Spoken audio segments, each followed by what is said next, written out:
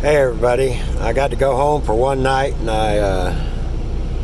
my truck had to go back in the shop to get a sensor done. I'm here at the yard waiting on my partner, but I got the Ruckman reference Bible in the hardback because I thought it'd hold up better. I've got a really nice $160 wide margin. I've never brought on the truck, not gonna either. It is paced down, very nice. Now if you want a real good review, I recommend you go to Bible Fandom or Bible Fanatics. They do a better job on these, but I'm here, so I'll do one. This is the presentation page. It's exactly like all the other ones. You can even go to a fella named Proverbs 9:10. He does reviews, but he's not very good at them. So anyhow, that's me, by the way. I try. This is the Ruckman Reference Bible. It was copyrighted in 2009. The first hardbound was made in 2016, and the reprint was in 2018. I do believe there's this crest. Now that is cool, and I'm almost positive Ruckman drew that. He was an artist. He did chalk talks and stuff like that. You got your books, dedication to King James. The first edition and subsequent editions. It talks about. Now, even if you do not like all of Ruckman's notes, for instance, I do not. He's going to promote the gap theory, and there's a lot of things I don't agree with Ruckman about. I'll tell you this: I wouldn't want to debate him. He had an IQ of like 190, so. But even if you don't like his notes, look at that text, y'all. How clean and clear it is. And in the back there's a lot of pages. He calls it a reference Bible. Very few references, absolutely none. But it gives you a spot to put your own if you want to. It is not a red letter edition, but look at that text, folks. And it's consistent. I don't know what exactly what line matched is, but I can tell you, you can see a little ghosting in the camera, but you can't with your naked eye. It's very nice. So even if you didn't like the and it does not have the self-pronouncing text, which I prefer, although I don't mind it, but it doesn't really help me because I don't know how to use it well. But it's just clear, and you don't have all those little dots and everything, in Matthew. The paper's real nice. Now I will say this. Let's see.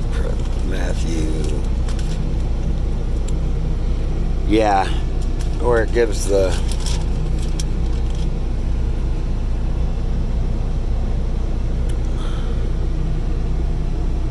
look how clear that is. I just love that like that. No red letter. They said in the description, and I called them, and they said this is a Smithsonian Bible. I see glue, and I saw no evidence of a Smithsonian. I didn't see any Smithsonian. So if you know, take a look at that. If you know anything about Bibles, let me know. Is this a glued only? I called them. They said, no, it's Smithsonian, but I didn't find any evidence of it anywhere. You got lots and lots of maps that I'm pretty sure that he drew. all of his maps. They're kind of cheesy, but he does have them crossing the Red Sea, crossing water. Now, of course, I believe it happened over here, but at least he puts them crossing the Red Sea. But the Ruckman Reference Bible, you either love him or hate him. I like Ruckman. I don't agree with everything he says, but I like him. I've learned a lot from him, and I definitely would not want to debate him on any subject. Of course, he's dead now. He's been dead since 2016. But there's a lot of people that call him a heretic and say that he wasn't saved and everything. At the back,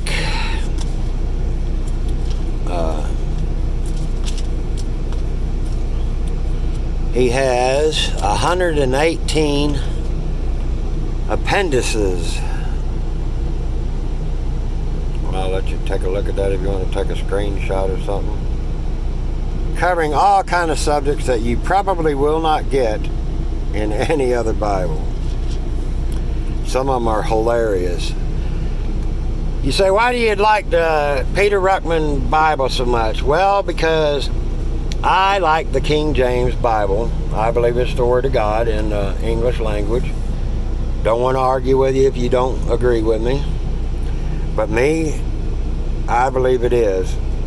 Every study Bible, including that open Bible that I've got, and a lot of King James guys, I got Henry Morris's, and they will badmouth, or a better rendering, or in the original Greek it says, you will not find this with the Ruckman Reference Bible. As a matter of fact, I think Ruckman and the Common Man Reference Bible are the only two that I know about that will lift up the King James, not degrade it at all. So I am a King James guy, and I do not like reading a study Bible and then I go to his notes and he says, well, a better rendering, or what it meant to say is, or what it should have said is. See, I believe that's the Word of God in the English language. That's my conviction. You don't have to agree with me, or if you do, that's fine. If you don't, that's fine. There's a lot of people that disagree with me that are godly men. I do not condemn them at all, but I personally believe this is the Word of God. And if I go to somebody's notes and they start bad-mouthing my text, I shelved it. Or I definitely, like this one has some notes you're not going to like, and I don't like, and they all do. But I just, he never badmouths the King James. As a matter of fact, he lifts it up. And I think he knew what he was talking about when it came to the King James Bible. That's why I like him so much. And it was $38, guys. And look at how clear that text is. For $38, and this thing is made well. But again, if you think that's glued only, let me know. I think it is. I don't see any evidence of sewn, but it's well made. I think it'll last. And for $38, you know, it'll last as long as it lasts. Anyhow, you want a real good review on this, go to Bible Fandom or Bible Fanatics. I'm here at my yard. I got to go out for 10 more days. This has been a rough month, folks, so pray for me. And no matter what Bible you read, and I am all about the text. Read your text, and the notes they're not they're not God's word. These are right here. So no matter what anybody says, it's not going to be infallible. It's just the text. But read your Bible, pray without ceasing, and may the Lord bless you. Have a wonderful day. Amen.